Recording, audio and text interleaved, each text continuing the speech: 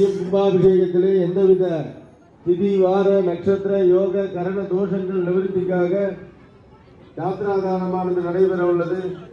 அதனைத் தொடர்ந்து கலசங்கள் புறப்பட்டு முதல்ல பத்திரிகையில் குறிப்பிட்ட வண்ணம் முதல்ல அனைத்து கோபுர விமானங்களும் மகா கும்பாபிஷேகம் நிறைவு பெற்று கீழே வீட்டிருக்கக்கூடிய விநாயகர் அனைத்து தெய்வங்களுடன் பரிவாரங்களுடன் கூடிய வாசவி கன்னியாகுமரேஸ்வரிக்கு குறித்த வண்ணத்தில் மகா கும்பாபிஷேகமானது நடைபெற இருக்கின்றது.